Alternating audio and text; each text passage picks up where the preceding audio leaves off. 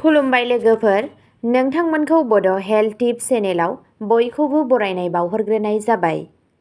आं दिनै नोंथांमोननि सिगाङाव बार खर' गिदिंनायनि सायाव भिडिअ लानानै फैदों।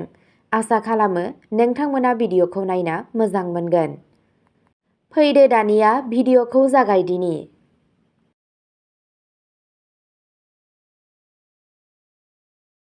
गले गले खर' गिदिंबाय थानाय जायो। बेफोर भार्टिग'नि जाहोन जानो हागौ। मानो खर' गिदिंनाय जायो आरो माब्ला डक्टरखौ नायनांगौ? भार्टिग'नि एपिसडफोरा हरखाबै सोमजिनो हागौ आरो माखासे सेकेन्डनि थाखाय थानो हागौ एबा गोबाव समसिमबो थानो हागौ। जुदि नोंथाङा गोब्राब गिदिंनाय मोनो, अब्ला नोंथांनि लैखोनफोरा दिदोमै थानो हागौ आरो गोबां सानसिम थानो हागौ। भार्टिग'आ मोनसे अबस्था नङा, नाथाय मोनसे लैखोन। नंगुबैयाव बेयो मोनसे मोन्दांथि दि नोंथाङा एबा नोंथांनि सोरगिदिं थानाय मुवाफोरा गिदिंगासिनो दं बादि मोनो। माखासे मामलायाव बेयो ओरैबायदि गोब्राब जानो हागौ दि नोंथांनि समानथिखौ लाखिनाय आरो सानफ्रोमबोनि खामानिफोरखौ मावफुंनायाव गोब्राब जायो। भार्टिग'नि गाग्लोबनाया हरखाबै सोमजिनो हागौ आरो माखासे सेकेन्डनि थाखाय थानो हागौ एबा गोबाव समसिमबो थानो हागौ। जुदि नोंथाङा गोब्राब गिदिंनाय मोनो, अब्ला नोंथांनि लैखोनफोरा दिदोम जानो हागौ आरो गोबां सानसिम थाबाय थानो हागौ। भार्टिग'नि माखासे लैखोनफोरा जादों समानथि गोमानाय, जाय गसंनो एबा थाबायनो गोब्राब खालामनो हागौ, लोमजानाय एबा लोमजानाय मोननाय, आरो खर' गिदिंनाय। भार्टिग'नि माखासे जाहोनफोरा जादों भार्टिग'आ सरासनस्रायै इसिङारि खोमानि समानथिनि थाखाय खामानि मावनायनि मोनसे जेंनानि थाखाय जायो, थेवब्लाबो बेयो मेलेमनि जायखिजाया बाहागोनि जेंनानि जाहोनावबो जानो हागौ। माखासे जाहोनफोरानो जादों BPPV बेनाइन पेरक्सिसमेल पजिशनेल भार्टिग', जेराव खर'नि माखासे मावसारनाया भार्टिग'खौ ट्रिगार खालामो। नैथियाव दङ माइग्रेन, गोब्राब खर' सानाय। थामथियाव दङ लिबेरिनथाइसिस, इसिङारि खोमानि मोनसे इनफेकसन। ब्रैथियाव दङ भेस्टिबुलार निउरिटिस, भेस्टिबुलार रोदानि बुनाय, जाय सिंनि खोमायाव खारो आरो मेलेमाव खौरां दैथायहरो, जाय समानथिखौ सामलायनायाव मदद खालामो।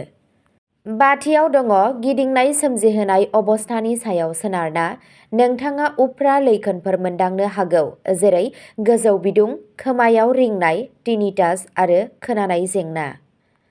दानिया डाक्टारखौ माब्ला नायनांगौ? जुदि नोंथाङा गिदिंनायनि लैखोनफोरखौ गले गले मोनबाय थायो एबा बेयो खनले जाबाय थायो, अब्ला नोंथाङा नोंथांनि डक्टरखौ नायनांगौ।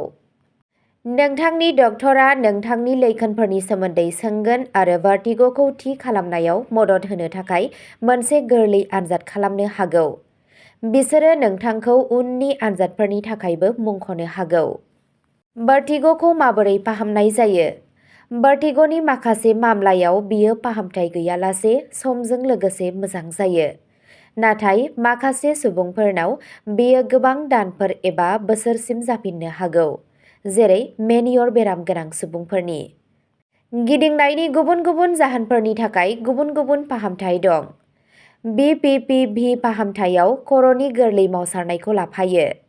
प्रक्लरपेराजिन आरो एन्टिहिस्टामाइन बायदि मुलिफोरा गिबि थाखोआव एबा गोबां समाव भार्टिग'नि मामलायाव मदद होनो हागौ। भार्टिग'जों भुगिनांनाय गोबां सुबुंफोरा भेस्टिबुलार रिहेबिलिटेसन ट्रेनिं (VRT) निफ्रायबो मुलाम्फा जायो, जाय गिदिंनाय आरो समानथि जेंना गोनां सुबुंफोरनि थाखाय ब्यामनि मोनसे फारि। दानिया फैदो गावखौ माबोरै जोथोन लानांगौ बेनि बादै सावरायदिनि। नोंथांनि लैखोनफोरखौ खम खालामनो थाखाय गोरलै एक्सारसाइज खालाम। खर'खौ मोननै एबा बेनि बांसिन गान्दुआव एसे गोजौ खालामनानै उन्दु। बिसनानिफ्राय ओंखारनाय समाव लासै सिखारनानै गसंनायनि सिगां 1 एबा 2 मिनिट बिसना रुगुङाव जिराय। मुवाफोरखौ दैखांनो थाखाय गाहायाव गंनायनिफ्राय गोजानाव था। सानफ्रोमबोनि खामानिफोराव गावनि खर'खौ मोजाङै आरो लासै सोलाय।